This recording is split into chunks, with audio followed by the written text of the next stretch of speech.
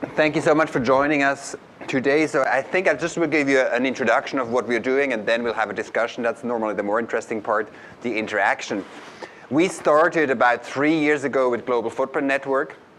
We have worked about 15 years on the footprint, but just because it was getting very popular, and we said we needed to have a central organization to take on the message and standardize the way it's being used, and have as a very simple mission to end overshoot. Now, what's overshoot? That's the first question. What do you want to end overshoot if you don't know what overshoot is? Essentially, the idea that we can use resources more rapidly than they regenerate.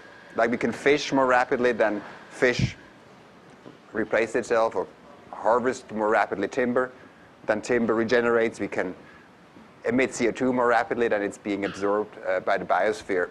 All that is what is called overshoot. So we would say climate change or fisheries collapses or deforestation, yes, we could call them problems, but actually they are more symptoms of this larger problem of overshoot. And now the point is not so much to lament about global decline, of all these ecosystems, but then translate that into something. What can we do about it? And that's where the footprint comes in, a way of measuring where we're at and to see whether we make progress towards where we need to go. Now, let me give you a quick overview of what I would like to cover in the talk, and then we can have a discussion afterwards. Essentially, I'll start from the big dream of humanity, sustainable development. What does that mean? How can we move forward from there? How does the footprint help us move in this direction? Looking at some applications, how to systemically address the issue of overshoot, and then how to scale up, because this is a race we want to win. Now, many of you may remember the concept of sustainable development, codified, you could say, in some ways for the first time globally through this report that is now nearly 20 years old, the Brundtland Report. How many of you have heard of the Brundtland Report? A few of you. Essentially, for the first time at the global level, the term sustainable development emerged as saying, we want to have good lives around the planet, and recognizing that just conventional development wouldn't make it because the planet is limited. Now, the concept has been used in many muddy ways, and people think, oh, it's actually not that specific. I would make the case it's the most specific policy concept around, much more than freedom, liberty, progress, wonderful concepts. But actually, sustainable development says, we want to have wonderful lives. Like development said, like this is kind of the big idea of the United Nations. We want to provide great lives for everybody around the world. That's kind of the driver. And so United Nations developed the Human Development Index, which is very materialistic. Essentially, it says people want to have long lives. I like to have a long life myself. People want to have access to education. Most of you have had access to education. I have had, so this is kind of, we like that. And the third one is we want to have some minimal income. Most people say actually maximum income. No, but some minimal income. And these three parameters then add up to what the United Nations calls Human Development Index. And 0.8 is what the United Nations calls high development. And I personally don't know anybody who wants voluntarily to live under 0.8. It's on average Mexico or Libya, that's about 0.8 for the average. So we can say, okay, we want to be on this side. That's what development is. Now, with sustainable development comes the recognition that there's another constraint. We only have one planet. Because if we didn't have one planet, if there weren't limits, then we should have accelerated development. There's so many people in the world that don't have enough. We did a big project in Africa where you see they really need more resources for having better lives. So how can we have development? That's really the question of sustainable development. How can we have development? How can we have great lives within the limits of the planet? Now, how do we know that? Very simply, and I will go into details, we can say the budget available per person of ecologically productive surfaces like forests, fisheries, cropland, grazing land, all added up, divided by the number of people on the planet, is, to use a metric number, 1.8 global hectares, or hectares. That's about 4.5 acres of space that is available on this planet. That's all there is. And then we can say,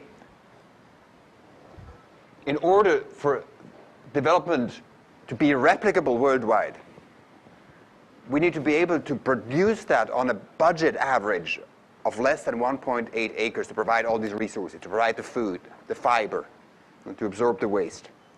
So that becomes kind of this line, the threshold. And we can say, wow, so actually we want to be on this side, and to make it replicable worldwide, we need to be under this line. So we can become very specific about sustainable development and say, that's where it has to happen. So we are calling for thinking inside the box, probably not a Google concept. But that's what we are trying to make as a point. How can we move in this direction? And various countries have different challenges. Just to show you some country names, probably not surprising, this distribution. Say, wow, that's a big challenge. Now you will say, but how do you actually know? How do we know how much there is and how much we use? Because yes, Human Development Index, that's done by the United Nations. They're reliable. But who are you? So essentially, our DNA, so to say, is this research question. We say, without this research question, we cannot move sustainability forwards. And that's what we're committed to. We're saying, we need to know how much of the biosphere's regenerative capacity is used by human activity. Is the human enterprise getting bigger than what the biosphere can regenerate? And then who has access to which part? And that's what we're trying to answer with the ecological footprint. Now, is it a good answer? Possibly not the best answer possible, but it's the best answer available at this point, we would say. And essentially, it starts from looking at the world through a lens of metabolism. Like I have metabolism, we eat, and that keeps us alive. An economy has a metabolism, and the question, like for the cow, is how many resources are necessary to maintain the cow? How much pasture is necessary to maintain the cow? How much ecological capacity is necessary to maintain a city, a country, or myself? That's what we're trying to measure. That's an accounting of how much do we have in terms of nature's capacity, how much do we use in terms of metabolism to maintain ourselves. Okay, let's look at how much we have available, our ecological supply. Essentially, very simply, one planet. One planet that is covered by productive ecosystems, and the productive, exploitable ecosystems cover about 1/4 of the surface of the planet. And if you remember from geography, the metric system was devised, was built on the size of the planet. The French 200 years ago said, let's define the kilometer as the 40,000th piece of the equator. They didn't get it fully right, but 200 years ago, they measured it without satellites. They got it more or less right. And that's how the kilometer was defined. And so you can calculate the surface yourself, with the PR square thingy, remember? And take about 1/4, look at maps, what is productive, not the Sahara, not Antarctica, but the productive areas, 1/4. And then you get, with the current population of we are about 6.5 billion people now, 6.2 in 2002. If you divide that, you get about 1.8 hectares of ecologically productive space. A hectare is about the size of a soccer field. It's kind of very culturally specific, because I think a football field is about 1 acre, and the soccer field is about 1 hectare. So I don't know if that's very meaningful, but anyhow, so about 4 acres, 4.5 acres of capacity. And then some of you will remember, you have a few non-human species here around too. I just saw the dinosaur right there, so remember, there are some other species as well that would need some space with whom we compete. These seals are eating our fish, How much of our fish do we want to give to the seals? So the question is, how much do we want to leave for other species? The wild species are in competition with us. E.O. Wilson, who brought the biodiversity idea into the public mindset and in the academic debate, he thinks that about half of the biocapacity should be set aside for other species in order to maintain one of our biggest assets, biodiversity. And he's very committed to quality of life, but that would mean if we follow his advice, our budget would shrink from 1.8 hectares on average worldwide as an average budget to 0.9. And the big question really is, I think that's the research question of this century. How can we all live well within perhaps 1 hectare per person? And we don't know. And we say, rocket science, that's really hard. Now I would say, done. We know how to fly to the moon. Do we know how to live on this planet? We don't know that yet. That's the big challenge of this century. Now, what's the demand side? That's a bit more difficult, because my footprint is spread around the globe. So I don't have just one farm supporting me, but there are little bits of farms, like from Colombia, coffee, perhaps, or from the Midwest, potatoes, and cereals. So they're all different pieces that are competing for space, for food, fiber, waste absorption, urban space. You all add it up around the globe, you get one footprint. We can go into details if you want discussion or how do we exactly calculate it, but it's very simple. I mean, you think about, I like to eat, for example, 10 pounds of tomatoes a year, or whatever it is. Now, how much area is necessary to produce 10 pounds of tomatoes? Very straightforward. Same with sheep. I like to eat so much sheep. How much area is necessary to produce that much sheep meat, for example? So just add it up, all competing areas. We have about 5,000 data points per country and year that we use from United Nations statistics. And just do this balance, like tomatoes. How many are being produced? How many are exported? How many are imported? That's the net consumption of the United States. How many potatoes? How many cereals? How much cotton, etc. All added up. And then we can make the balance at the global level as well by adding up all the countries to one big calculation. And then we get this summary. As we said, in total, using about 1.8, having about 1.8 hectares available, and some of it we may want to leave for other species, we say. And then we look at how much we use and say, wow, this guy should go into real estate. He can make area out of nothing. How can we use more than what we have? How can we spend more money than we earn? Pretty simple, for some. So like we can cut trees at twice the rate that they regenerate. That would be, the footprint of the products would be double as big as the area of the forest. Does that make sense? So that the overshoot would be factor 2, so it would be twice as big. Globally, we see now an overshoot of about 25%, or it takes a year and 3 months to regenerate what we use within 1 year. We can look at the ratio. I was born 62, so we used about half the planet. By now, we use 1.25 planets, so it's a rapid increase. And we'd say, yeah, but hasn't technology changed? Yeah, technology has changed. So it's the ratio we're looking at. Number of planets has stayed constant. It's a different planet every year. And we see actually a change in technology that has shifted the balance, but not fast enough. So we haven't been able to make the Earth more rapidly productive than we are using resources. So we're outstripping the ability of nature to regenerate itself. We're working with various agencies. For example, the European Environment Agency sponsored our updates last year. We're working with WWF, with the Living Planet report. I have a few here if you're interested. We just had it launched in October. We do local reports here for Europe, where Barroso, who is the president of the European Union, he presides over 450 million people, wrote the foreword. And very interestingly, he said, we have to respect the limits of the planet's natural resources. And that in a report where we showed that in 1961, Europe used about 1 Europe. So per capita, we see how much was the footprint by capacity. Now, Europe uses about 2.5 Europes. So he said, yeah, ecological capacity matters. It's actually not just a moral issue. It's a risk issue. Countries are starting to get exposed by having a deficit. Where does the difference come from? Either from liquidating your own assets, and Europe doesn't do it that much because they have the money to buy it from somewhere else, or by importing the difference from somewhere else. Now, the interesting part, how can that be used, looking into the future? And what we did is looking at the ratio again from 1960 to 2000 to say, how much have we used in the past? That's the past. That's where I was born. I got a son, 2001. And the question is, how many planets will we use when he's my age? And then we took the most conservative United Nations projections. Not the most extreme, the most conservative. Very slow population growth, the moderate population growth rates. The IPCC, IPCC, the Intergovernmental Panel on Climate Change scenario, the most moderate CO2 scenario, most moderate, and not even assuming that much biomass would be used. Very aggressive agricultural increase of productivity, and still adding this all up, doing as if the various United Nations agencies talk together. The overall scenario that is coming out would tell us we would use about twice the capacity of the planet by then.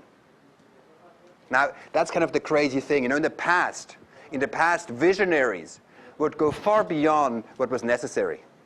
Today, we're in a situation where our collective vision doesn't meet even what is necessary. It's pretty striking, I would say. So we say, actually, probably may want to move out of overshoot. Probably that's a good idea. That probably pays off. And now the problem is, there was an interesting study done by conservation, by BirdLife International. They looked at what's the value created through old-fashioned conservation. You invest in birds. $1 invested into birds. How much value is being generated? They said roughly about $100 of value is generated. And you say, why are banks not running to that opportunity? $1 invested, $100 back. I mean, who can resist? The reason is that the $100 they get diffused into the whole world. Everybody will profit from the $100, but the investor won't. So that's what holds us back from investing into the future, where actually there would be very good returns, we believe, overall. Now, what happens if we actually stay on that track? Like with money, we can talk about deficit and debt that accumulates to a debt. We can do that ecologically. So the deficit has been growing, as you can see. That's now the 1.2 planets. And then, if we continue on that track, the accumulated debt, so the area under the curve, so to say, for those who have taken calculus and have survived, it's about 35 planet years worth of production, 35 years of production necessary to rebuild that stock that we would deplete. Is that possible physically? I mean, a forest has about 50 years worth of stock when it's totally mature, and then you can cut it in 1 year. But then what? So is that globally possible to deplete? Is there enough stock available to deplete for that track? And then when you're up there, what will happen? We believe that's pushing it. We think moving out of overshoot is much more productive for us. So really that shifts the balance for the future. I think one of the most destructive concepts of the 20th century that is still in our minds is to divide the world by saying there are developing countries and developed countries. Have you heard of this distinction? Developed countries and developing countries. Now, if everybody worldwide would live Western European lifestyles, let's just take one example, it would take about 3 planets. So it's just, at the current population levels, it would be like probably 50% more people by 2050. So it's a dream that is not possible. So rather, I think the future will be dividing itself. And that's not about fair or unfair, just about describing what it is between ecological debtors and ecological creditors. Meaning, who is using more resources for their consumption than they have available in their country, and who is not. So Switzerland, where I'm from, we use about 3 times more capacity than we have available in Switzerland. Wow, that's, but we are rich. Can buy the difference. Egypt has about the same ratio, just more difficult for them. So, but for all of them, it's becoming an increasing liability. It's a risk exposure that we're not aware of. And I would say like the risk of ecological collapse, failing states, as they say in the defense community, for example. How many failing states does it take until the dollar starts to fail in some way? Enormous risk. We see that like Haiti, I'll be talking more about it. Rwanda, we see that happen. They just don't have much value on the Wall Street market, but that's what is happening. So it's not about, is it possible to collapse? Actually, historically, we have seen many examples. I don't know if you know about Jared Diamond's book, Collapse. But we see it now already in certain states happening. And it's avoidable. But if we don't give attention, then the number of lives lost, the immediacy of it, and the probability of it occurring is much higher than many other risks that we are looking at. Now we can do maps. We can look at where's the footprint happening. We can see what has happened. We actually have a movie on our website that looks at 40 years of history, how the intensity of the footprint has increased. Essentially, this is a map of where you want to buy where you want to put your shopping markets. The darker it gets, that's where you want to put the next malls. And you can see Europe hasn't really shifted that much, because it was already dense and high footprint. And then you see the emerging markets, China and India, with large populations, not so high footprint, but it's adding up as well. Now, we've just started with a project on Africa, because if you look at the human development debate, or international development debate, Millennium Development Goals, beautiful ideas, but devoid of the idea that there are ecological limits. And that's kind of surprising, because when you look at how countries are moving, what you see is, and any farmer would know that, is that our ecological capacity is starting to constrain countries' ability to consume resources. So like in Rwanda, they would love to have larger footprints.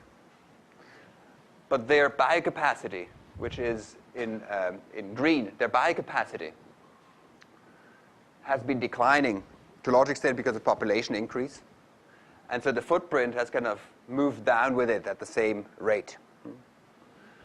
And then they had a war, and then you see biocapacity declining more rapidly because they couldn't attend their areas very well.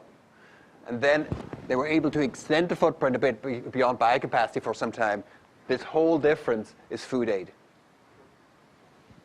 So, wow, you can actually show, even with bad data sets from Africa, we can show what any farmer would know, If once you use the whole farm, that's it, and then Senegal, a similar situation. Lost biocapacity per capita, and as they started to hit it, they started to get more constrained, and the wiggles of the biocapacity start to translate directly into footprint. And that's like a death and life situation for people who are just kind of, that's less or more food. So we can make this connection very directly. Or another example of collapse, just tracing history. North Korea was able to increase their footprint pretty rapidly because of help from the Soviet Union and China. When the Soviet Union collapsed, China also was floundering a little bit because of the resource shifts. North Korea wasn't able to get the energy from the Soviet Union, former Soviet Union, wasn't able to get the rice from China. Their footprint collapsed dramatically. Actually, even worse, their biocapacity as well. They didn't have the energy to run their tractors and fertilizers, and I'll just get to, and as a result, that contraction led to, some people say, up to 2 million people dying. Now, there's just a description of what it is, not saying that's ideal. Yeah. I guess that answers my question. I was wondering how HDI tracks biocapacity and footprint. We don't have good HDIs on North Korea because it's a pretty closed country, and people don't even know how many. I was wondering for any of the African countries if we have. Yeah, I do have, yeah. Okay, does it track the biocapacity or the? In some areas it does. In some areas we have had some more rapid decline. For example, South Africa, we had a reversal of the HDI to a large extent because of the HIV crisis. But very much, I mean, you see kind of the constraints that those countries that have more capacity left, that just have more leeway to move around than others, they go into warfare, or, like Darfur is another example. We can't track Darfur because it's a sub-national region, but that's what's happening at the regional scale. Lack of resources leading to conflicts and pretty miserable lives, yeah. Okay, so just two insights. Biocapacity constraints. Biocapacity can constrain countries, particularly low-income countries, and those first. But it's basically, I mean, what any farmer would know, but just is absent from the current debate. So we do as if we were limitless in our resources.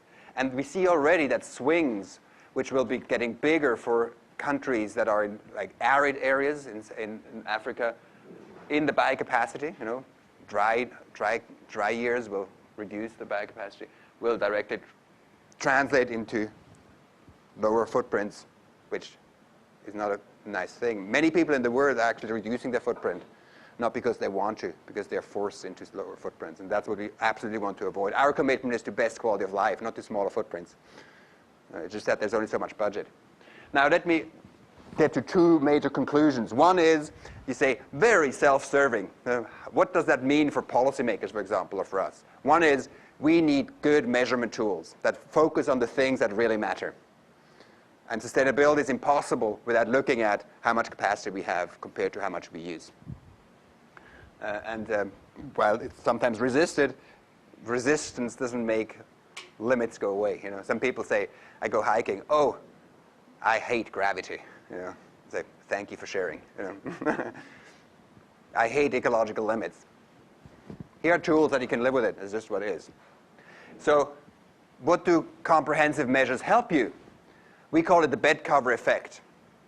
If you have a cold night, you have a cold head, you want to cover your head, but the cover's a bit small, you get cold feet. We like redwoods in California, don't we? Let's buy more Indonesian timber and not cut down our redwoods. Or we don't want to emit so much CO2. Let's put biodiesel into diesel, you know? Now, in Europe, they have to put 5.75% of biodiesel into diesel as a first step towards moving out of carbon. That sounds like nothing. BP said, we don't want to get into palm oil for supplementing these 5.75%, you know? Because palm oil, essentially, it destroys tropical rainforests. And the last orangutans, do I say that right? Orangutans? How does it, you know what I mean? Monkeys? Yeah. Essentially, they will be killed by palm oil plantations, I think. Now, BP is not able to get enough non-palm oil biofuel just for the 5.75% diesel in Europe. So they say, wow, are we just trashing the rest of the biosphere by kind of trying to get better on another side? We have to look at the whole budget. Are we staying within budget? The second thing is slow things first. What do we mean by that? Many people talk about low-hanging fruit. We should do things that are easy and give a good return first. We would say, not a bad idea, but even better is to think of the slow stocks. Because when we look at the curve again, how quickly we move into overshoot, what we will see is that that's a very short time frame compared to stocks we put in place today. What do I mean by stocks? Dams, roads, power plants, people born today, hopefully living 75 years. These stocks put in place today will determine consumption patterns for decades to come. And at the same time, we need to do radical shifts. So we need to get the stocks right now. We need to get the stocks right today. So any house built today that isn't up to the highest green standards is essentially a liability, a trap for the future. Or building more kind of just road infrastructure for cars possibly will detract us from being able to live well within our means. So it's not just about being nice to the poor Africans. It's actually being nice to ourselves. Are we building future-friendly infrastructures ourselves that are able to support us in the future? Now, by having clarity about what we need to get towards, I think Paul Hawken said we are very good at reaching goals, but not very good at setting goals. You know? So we need to be clear, what's actually the goal we're trying to achieve? And by being able to have these measures, and we have seen that in Australia quite dramatically by billion-dollar projects now, using this innovation to reduce their footprint. Innovation is probably the biggest resource we have to move in that right direction. What kinds of innovations? I mean, it starts with good accounting is one innovation. Making it accessible. I don't know if you have seen, do you know Gapminder? Have you seen gapminder.org? Like, for example, how to make graphs, and I think Google has done it too, graphs visible to people to understand. Or if you look at this little graph that I showed in the beginning, to make that accessible to people and say, wow, we can make that dynamic. How have dots moved over time? How has this square shrunk over time? So start people explore what are the possibilities, or looking at scenarios, helping people to play God and say, what kind of parameters can we choose to move us out of overshoot, you know? So you can start to play. What changes if fertility rates change, if consumption rates change? So you can start to see, kind of, do we shoot into space, or can we kind of land the plane again? Very essential. That's really where I think we need to move forward through it. Now, in terms of adoption, you can say, is that just a pie in the sky dream? You know, are we able to actually make a difference in the world? We are playing that. We believe we want to win. We want to get out of overshoot. Are we doing it right? Such a small organization. Unfortunately, fortunately, we're starting to play with bigger and bigger players. I think it's the biggest game in town in some ways, being able to get out of overshoot. And we see the typical innovation curve that in the beginning, we were in the dark ages for a long time, people resisting it, and there's still some resistors which we are engaging with. And then people who start to understand the challenge, they engage with us, they talk with us, even statistical offices. People who start to accept the idea, accepting meaning they see, yeah, it's in our interest to look at the world from a biophysical perspective. WWF, for example, which spends about $600 million a year, the largest conservation organization worldwide, are now using the footprint as their organizing principle for their whole programming. In the beginning, it was just kind of a weird idea. Now, with the Living Planet reports, it has become so central to their being that they say, wow, we cannot save pandas without reducing human pressure. But we cannot reduce human pressure without doing it in fair ways, otherwise we just have more conflicts. So sustainability becomes central to their operation. Financial institutions starting to see, we need to understand who are the winners and losers in the future. So whether we are interested in sustainability or not doesn't really matter, but it's better information to understand future performance. And then obviously people are already adopting it. Billion-dollar projects who are reducing the ecological footprint. So our lens is very simple. As a symbolic goal, we say we want to have 10 nations to adopt the footprint like GDP within 10 years. So we call it 10 in 10. Why? Because once you put something on the agenda, it gets attention. Once countries start to sweat as much about their unemployment rate and about their ecological deficit as a risk exposure, then we'll start to see traction. And in order to make that happen, a lot of other things need to be in place. We have to be able to have successful business examples. We have to have excellent engagement tools with the public. We have to have academic fora to engage with. But that's kind of the symbolic outcome. Are we able to engage countries? And these are the countries where we have now about 30 countries on the hot list. The red ones, Switzerland, Japan, have already done reviews of the calculations to see, is that really solid information? Actually, Japan, we're just starting with them. The orange one are the hotter ones. I mean, Australia is a hot country just because of climate, but just more interested. And then the yellow ones is where we have pretty good leads, and we could move it forward with more capacity. So North and South, as you can see, has shown interest. It's not just a northern tool imposed colonially onto the South and say, you shouldn't consume because we have consumed, but you shouldn't follow us, but we won't change our lifestyle. You know? It's not about that. It's basically just saying, hey, there's so much budget. You choose what is in it for you. And for all of them, they start to recognize biocapacity matters. If you don't manage it well, we'll be essentially undermining ourselves. So with that, I would like to come to an end with the just direct presentation. Just we have some few little gifts for you. We call it the new Swiss pocket knife. It's actually my wife's joke. She says, you know, this is like compared to the Swiss pocket knife. Swiss pocket knife cuts through Swiss cheese, but this one cuts through bologna. So you can take a few with you. We also say it's like a credit card because it has the same size, you know. You can carry it with you, and it's so interesting. You can show it to friends, and they say, wow, you're so interesting. I want to invite you over for dinner. So some economists say there's no free lunch, and they may be right. But with this one, there are free dinners. So that's not so attractive to Google because you have good lunches here as well. So it's probably not so much of an advantage. But perhaps you can get an interesting hike, or I don't know, or an interesting date. Who knows? Yeah, and then we have also a little video that summarizes what it's all about. And some of these living plan reports, this has been the most successful report in WWF history. They're 50 years old now soon. And basically summarizing the overall ecological challenges with the ecological footprint. Picked up at 700 news stories, according to Google. That's what we used, of course, to track the news stories.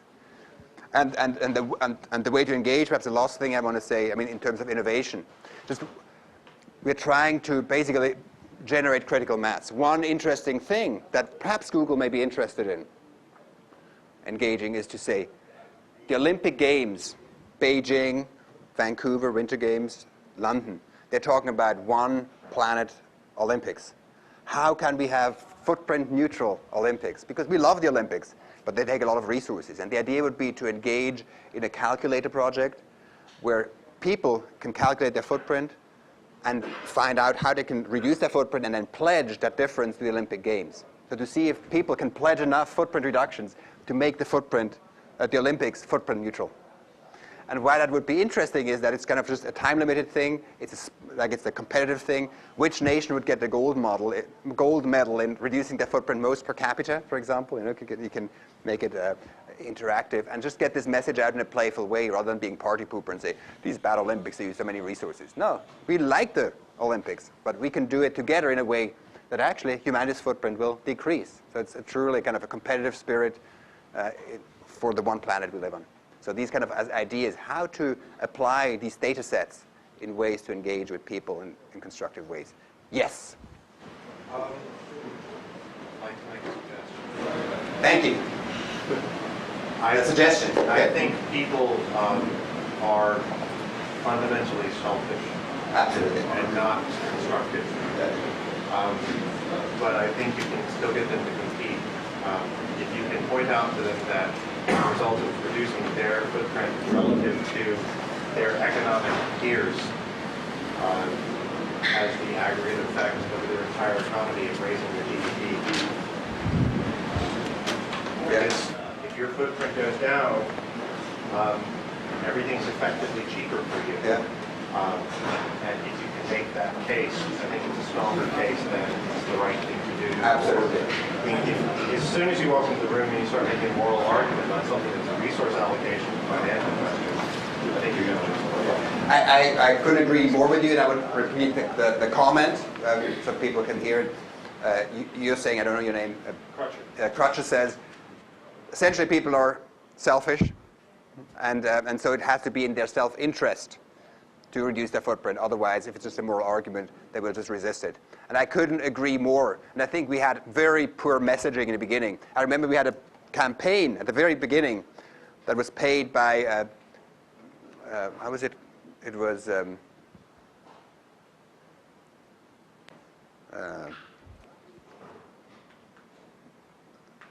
Ontario Hydro. Ontario Hydro made us this campaign. They gave us these buttons.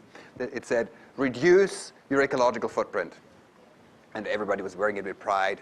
And I then went to Chile to a lecture. And at the end of the lecture, brilliant little student in the end, she said, hey, why should I reduce my footprint so that you can eat more chocolate? Very good, I think. So what's in it for them? And that's exactly, actually, now our commitment is not to reducing footprint primarily. Our commitment is to quality of life.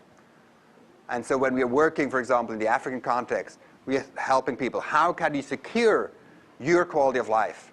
If you understand the global context, you can act much better. For example, we hope to do a project soon with Mozambique. They have quite a bit of ecological reserve. And so the question for them is not so much say how to reduce their footprint, but say how can you take advantage of your competitive advantage in a world where resources are getting increasingly scarce. In the past, for example, Enron wanted to buy all their gas reserves and sell them to Europe because they knew about the Kyoto market. You know? But luckily, Enron collapsed before, so that didn't happen. But that basically would have produced very little value for Mozambique, for a resource that gets increasingly more valuable. So then one implication would be focus on short-term resource contracts rather than long-term resource contracts, so you can kind of increase your price for your resource as you move along and the world is shifting. So absolutely, that's what we're looking for. How can this be in the self-interest of a city, of a business, of an individual? And that's what we are finding with these applications, absolutely. So let's have two questions in the back, and then move over to you. Yes? Yes. So I want to play devil's advocate for a second, and someone might say, like, you know, the resources we have available are not necessarily fixed, because like you have only 7% of the oceans are like available, or like 11% of deserts and so on. Very good, yeah. Right. So and of course there are the efficiencies in production or whatever in utilizing the existing resources. So I mean, of course it's good to slow down like the footprint and stuff, but what about like increasing available resources? Absolutely. So, absolutely. So the question is, obviously technology has changed and we can also increase supply. And that's absolutely the case. Absolutely the case. So we're looking at both sides, not just how much we use, but how much is available. There's always the ratio between the two.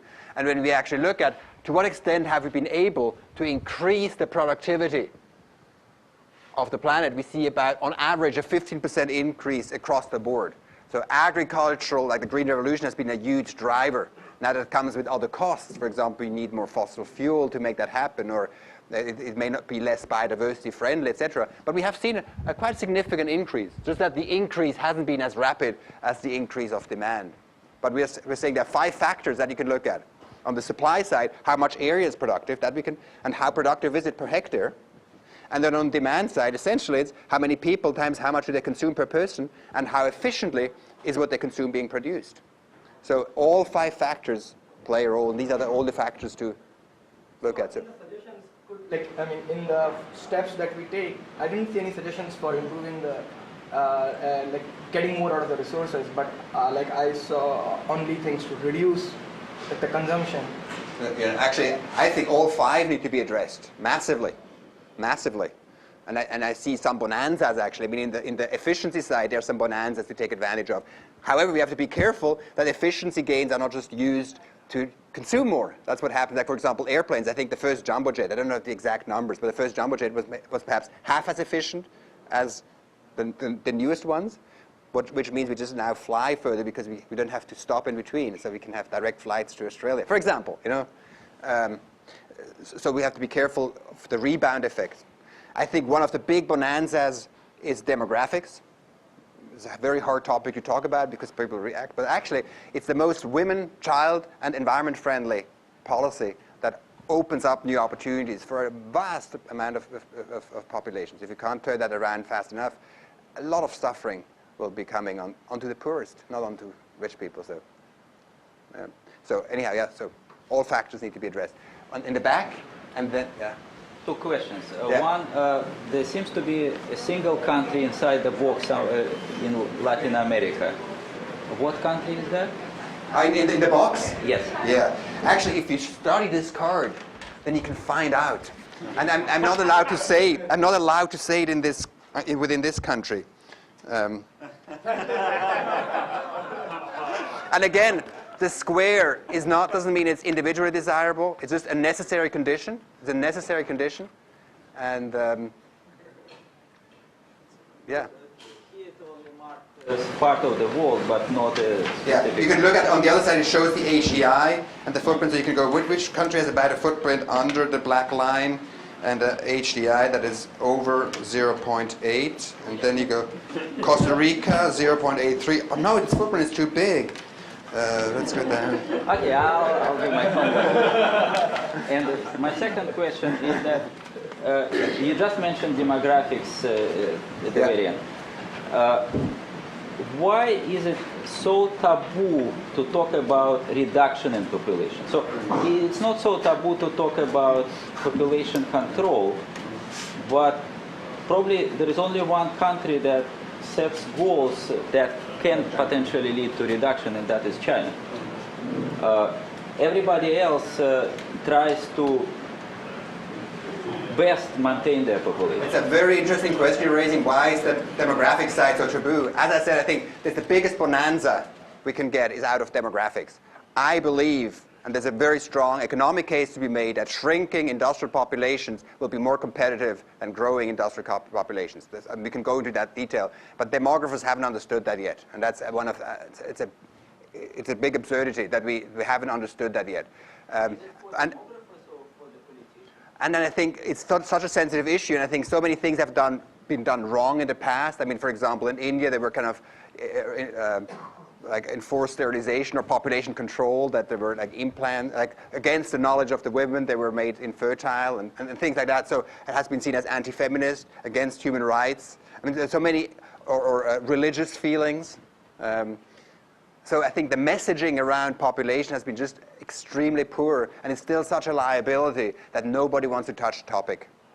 And so it's just left to those who are kind of more insensitive to the issue, and then all the discussion we hear about demographics gets people's hair kind of stand up, and then we say, oh, let's not touch that topic because it's too difficult to touch it, because it won't affect my well-being. It's easy to keep it a taboo, but the suffering it will produce is enormous. If we compare India and China, I think it's quite interesting. China chose to slow down its population growth. And I think as a result, I don't have full evidence, but as a result, it has been much more able to fight poverty. It's the most successful country in fighting poverty. It has been able to increase its economic productivity enormously. As a country that doesn't even speak English, like India would be so much better positioned with its great educational institutions, its English language, to be much more integrated in the global economy. And some pockets of India are. But China, with the incredible language barrier, with the systems barrier of kind of a communist country, has been able to turn things around much more effectively. And I think demographics has a lot to do with it, as an example. Yeah. So demographics is really important. Then you had a question, and then you're in the red. Mm-hmm. So going back to your graph with the dots, there seems to be a fairly strong correlation between the Human Development Index and the footprint. Yeah. What's the causality there? Is that you're more developed, you consume more, or is it the other way around? Yeah. Okay, so is there a correlation between HDI and footprint? I think the interesting, you can look at in two ways at the graph. One is to say, what's the underlying pattern? And then the other question is, why are there deviants? And I think the deviance question is more interesting because they say, what is actually the range of possibility? And if you go and look at subnational level, you see even bigger differences. One of the interesting stories is, for example, Kerala in the south of India, about as big in population as California.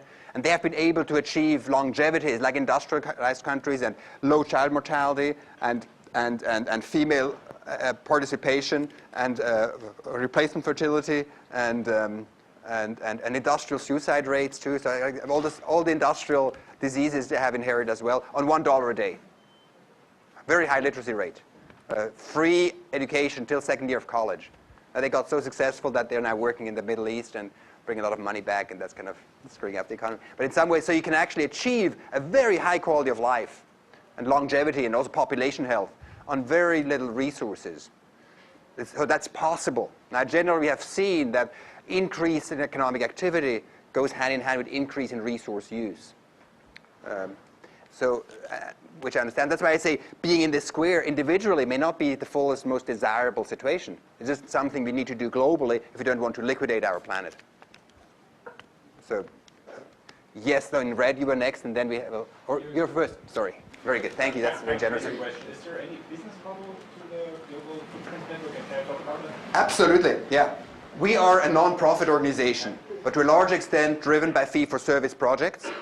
So we have a very large percent of fee-for-service projects, like, for example, producing a living plan report, or doing a study for the European Environment Agency, or working with the Swiss USAID, so the Swiss SDC they're called, to work with African, it's called SDC, it's the Development Agency of Switzerland.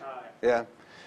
So these are examples of projects that are totally mission-driven, but people want a result, and we love those because people then want the product. If you just get a grant and then do something, there's no public there. Then you produce something, doesn't even reach the shelf. It just reaches your own shelf in your office, and then you have boxes of reports nobody wants.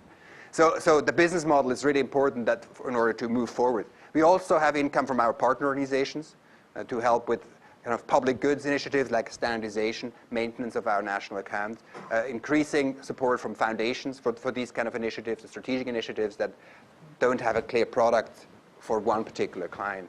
Is that what and then we are working with a lot of businesses. And actually, the way we work with businesses is we don't go to them to say, hey, reduce your footprint. We actually turn it the other way around. We say, it's perhaps a very American way of saying it, but we say, we help the good guys. We help the good guys get a bigger piece of a shrinking pie. So we want the good guys to outcrowd the bad guys, and in the process, not reduce their footprint. Actually, they should be more successful and outcrowd the bad guys. So we want to help the conversation of ecological limits be successful for those who take it on. Probably the first thing has to be breaking taboo about ecological limits. And once that people see that as in their advantage, so who is winning from that conversation? People in the finance industry recognize if we don't take these risks seriously, we put our investments in jeopardy. Particularly long-term investments, stocks that are badly invested will actually lose out. Under-investing in green buildings will be losing out, for example. Or who are other winners? People who in the defense industry think, where are conflicts emerging? People who say, we are really serious about human development. In Africa, if we don't look at ecological constraints, we're just helping a family to survive another 2 years, but not systemically turn things around or kind of help one region at the cost of another. So we need these kind of tools to succeed. And that's the people we work with. So we always go with the wind. There's a lot of wind in the world rather than trying to do uphill battles against people who don't want to engage. So you in the red were next, and then you. Yeah. Mm-hmm. It seems to me that public health is sort of at odds with productivity, and it seems like a lot of ways to reduce your ecological footprint would reduce public health. Like, for example, I think organic growing typically uses more land than non-organic growing. I wonder what your thoughts are on where to draw the line about what's healthy enough and what is small footprint. There are various budget constraints that we have to look at. One is financial budget constraints. We have only so much money, and that's what we have to live in. We only have so much ecological capacity that we have to live in. Some people say organic farming would use more resources per carrot produced, for example, than non-organic. That's interesting to look at. I think that the debate is not conclusive on that one. But on the other hand, I mean, organic agriculture can maintain productivity much longer. So these are the hard questions we have to look at. Are we just in such a dire situation that we need to use all the industrial agriculture we can get just to get by and feed people, or can we actually think a little bit more long term? And often we trade off the short term against the long term. We don't understand the costs. But we can think differently. People always tell me, politicians cannot deal with these issues. They only think 3 months ahead because of the next election or whatever, or 4 years ahead if the election is far ahead. And I think that's not true. Politicians help fund public projects like bridges. And if a bridge collapses 3 years after it's built, it's really bad for them and their whole party. So they, in some areas, they can actually think very long term. But not for sustainability yet. So we haven't been able to make the case that in the same way we can calculate, is a city future friendly? Are you building a trap for your constituency? Or are you really building something that will operate in the long run? So we have to look at these trade-offs, and that sometimes there may be hard choices, but by making that clear. So sustainable development is a trade-off between saying, well, there's only one planet, and we all want to live well. How can we combine them? And by understanding the potential trade-offs, we can overcome them. By ignoring them, we just kind of stay on business as usual and get into more and more difficult territory. Yes, you were next, and then, actually I said you would be next and then you. Is that okay? So, yeah. I'm just wondering if there are any companies that are using a smaller ecological footprint as advertising or promotions, things like that. I just saw a bumper sticker today, offset your footprint. Like, oh, interesting, who is that? Carbonfund.org or something, So yes, it's being used quite a lot. BP had, I think, a multi-million-dollar advertisement campaign, and we didn't get $1 from it, but we're grateful that's done, where they said, reduce your carbon footprint. So, what are they actually tabulating, saying, if you buy gas from us, your ecological footprint is 10% lower than if you buy. We are working with a number of companies. The one is an electricity company, BC Hydro. They want to increase their production of electricity, but at no net increase in footprint, for example. So they use that as an internal number. We have worked with a waste company in France to look at the footprint of waste disposal and waste management, saying, wow, waste disposal is not just a cost, it's an investment in being able to recuperate ecological values out of the waste stream. So they're starting to think about the whole metabolism, so they're becoming managers of the metabolism. We have worked with green building initiatives, to say how much can be reduced. There's an interesting example, Bed Z in the UK, where the architect said, we want to live on one planet. What would it take? And they did a social housing project on a small footprint, and afterwards measured how close did we get. And I think more important is not just to say, we are better than you, we are saints, but saying we are honest, We tried, we failed, that's why we failed, and that's how we make it better in the future. So honesty, I think, beats performance from my perspective. And the honesty is about the honesty of recognizing there's one planet, and what does that mean? How close are we getting to this goal? Does that answer your question? We have some more business case studies if you want to look at, but every business uses it slightly differently. We could use labels, for example, but that's another, people have had this idea, hasn't happened yet, maybe a possibility. Yeah. 2 questions on the demand side. Yeah. And you tell me if they're related. Mm-hmm. First of all, what's behind this explosive demand growth shown on the red, Yeah. And why is the UAE, how come the UAE is the highest demand? We always laugh at Dubai because they have ski slopes in the middle of the hottest desert. We don't laugh as much at Las Vegas, which is about the same thing. There are Las Vegases around the world. People are wealthy and they can just build whatever they want. So I think Dubai is as legitimate in building ski slopes as Las Vegas is to build water oases. So just energy is cheap, so they cool down their cows. So it's an energy thing. Energy is a big part of it. And wealth leads to being able to purchase things from other places. So you say the growth is... And the growth here, to a large extent, it's also driven. Population is a big driver. It's everything we want to consume. Or actually, here we look at not so much increase in energy. It's basically flat per capita consumption nearly, and population is still increasing. So you can't say it's population, it's just that happens to correlate in similar amounts that per capita we're not increasing that much of footprint. Because of efficiency gains, so we may be able to get a little bit more. Yeah. So that's why we think, I mean, the measurement is really important. What would it cost to put GDP into 10 countries? And I think with 10 countries we'll have critical mass. And once this is on people's kind of radar screen, our activities will become fundamentally different. Once you recognize, wow, this is really it's not just kind of something nice, moral to have, but it's actually a risk that we as a country are exposed to. We believe it takes about $100 million. Now, is that a lot? I think actually not really. In France, there are 7,000 people working on GDP, just for France. That's a budget of about $700 million a year, And it's an important measure. It's an important measure. I'm not arguing that. We are 15 people right now. We're growing about at 50% a year. 15 people now, and 2 of the people, 1.5 actually, are dedicated to look at the national accounts for 150 countries. Ridiculous. And we use data from the United Nations and all that, so that's kind of some pre-work that has been done by others. But it would take so little, and what would it how much investment would we have to turn around? We looked at, and that's something we want to do more, how much investment, how much of world GDP would we start to have to invest to kind of bend the curve? Like the Millennium Development Goals, I don't know if you're familiar with those. People say about 0.7% of world GDP would need to be invested to make them happen. Now, this probably takes a little bit more because it's more comprehensive than Millennium Development Goals. We think between 2 and 10% of something. So it's in the $5 trillion range a year of investments. And I call them investments because they're not lost money. They actually will generate more benefits than they cost. Just we have to find structures that some of the benefits go back to the investors. So it could be private and public investments. So with $100 million of investment to establish this in the world, which doesn't seem that much, it's less than a military airplane, we hope to catalyze $5 trillion worth of investments a year into the right direction. That's a pretty high return on investment per dollar. Now, okay, perhaps our probability of succeeding may be 10%. I hope actually higher.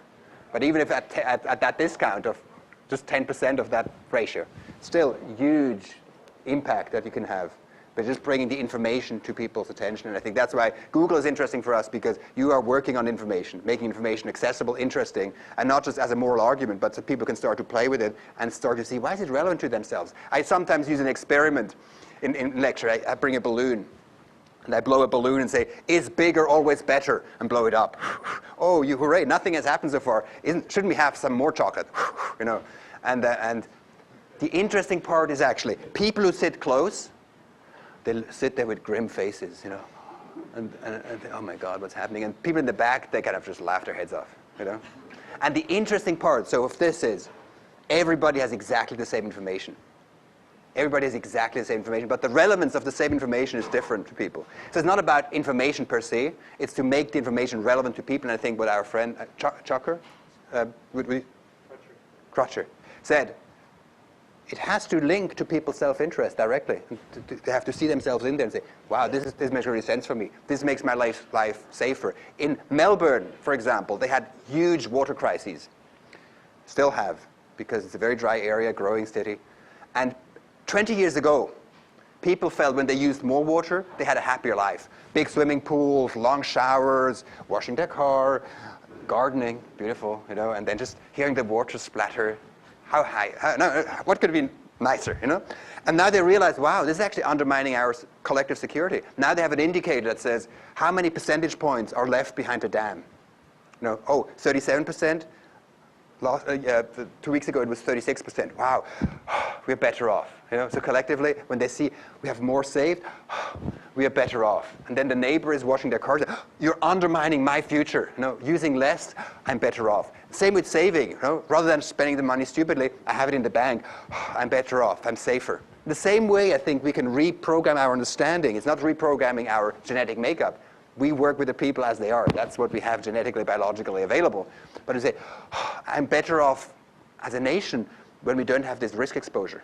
We are safer as a nation, or we are safer as a city if we can be efficient. I'm safer with my investment because my house will not depend so much on resources that are kind of vanishing. Like the Petroleum Institute, I don't know if you saw this big advertisement, balanced energy. Did you see that big advertisement? It said, with all the oil undiscovered on the public lands, we use, by 2050, we'll be using 28 million barrels a day in the United States. Under the public land, there are 30 billion barrels of oil to be pumped out, so 1,000 times more. So they say, this would be enough to power 15 million cars and 30 million houses for 30 years. Now, if you just do the calculations, actually just 1,000 times more per day, so that's 3 years worth of oil supply. So, hooray, balanced energy. We're just going to go on for 3 years, exactly as we did before, and then what? That's all the oil we have under public lands, which span, I don't know how many percentage points of the whole United States. Anyhow, so I don't know where I got on this sidetrack, but one thing we want, according to the United Nations Framework Convention on Climate Change, signed by 170 heads of states, including George Bush Sr. in '92, is to say we want to maintain the atmospheric concentration constant in the long run. Essentially, they signed a bathtub eventually will overflow if we continue to fill it up. So we shouldn't fill it up continuously. So essentially, this is what we say as a service, what we want. We think the next generation is as good off if they don't have a higher concentration as we had. So otherwise, we leave them with more of a debt. So that's a service that we want collectively. We said that codified, so to say. Now, what does that mean? Either we can sequester the CO2 with technology, or we say, no, let nature handle this. How much nature do we need to provide this service? So for all the part that we don't take responsibility ourselves to sequester it, then that's released to nature and say, okay, let nature handle that. So how much nature, how much of the biosphere's capacity is available to sequester CO2? How much actually is needed compared to how much we put in the atmosphere? So we see as a balance, say, if we just say nature should take care of it, that's how much capacity would be set aside. And then rather than harvesting timber, we need to leave it aside for sequestering CO2 because they are in competition. Either you can harvest the timber or we can leave the area for CO2 accumulation. So just to show, nature doesn't have enough service capacity to provide the service that we say we want. And then you can compare that to say, okay, when we do biomass, how much area is necessary? Some biomass applications actually lead to larger footprints even than fossil fuel because they're so inefficient. Others are very efficient. So you start to kind of see what energy options, how are they interplaying? Are we just shifting the footprint or are we moving it? So in some ways we don't advocate, we don't say sequestration is a solution. We just say, essentially, according to the research question, we say the limiting factor of the planet is its regenerative capacity. How much is available? How much do we actually use? So it's not hypothetical. It's actually comparing actual demand with actual supply in every year. Is that a... Yeah, but it's a good question. And there's actually a whole research paper if you want more details on how it's calculated, how it links to IPCC calculation and all that. I'm happy to send that to you. And I also passed around this yellow sheet if you're interested in our newsletters, which come out every 2 seconds. No, every 2 months or so. Then just put it on your email and then you get updated. Yes? Yeah, if there are no more questions, because I already asked one question. So I was wondering, like you talked about trade-offs between the long term and the short term. Yes. Right?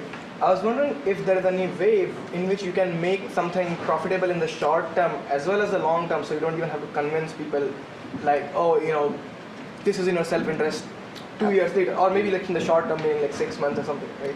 So, and like I think some of these possibilities absolutely exist. And some of them you need to put in more investments first. For example, like green buildings may be a little bit more expensive at the beginning, but then operational costs are way lower. So by doing good accounting and, for example, putting operational expenses and construction expenses in one pot, you can see the benefit earlier on, or through finance mechanisms where you can finance the hump. It will be possible to kind of, through finance mechanisms, achieve this outcome. Absolutely. I mean, these are the innovations that are needed. Like, you had mentioned like waste, using waste productively. Like, I mean, I think there are like projects for generating energy out of waste. Absolutely. Which is like beneficial both in the short and the long term. Yeah, right? absolutely. And then there may be some things that don't produce enough benefits to the user. I mean, we are driven by externalities, and some people say externalities is actually the best cost-saving mechanism existing. And if you take the Stern report, I don't know if you've seen the Stern report from the UK. Essentially, they say each ton of carbon emitted now has a cost of $80.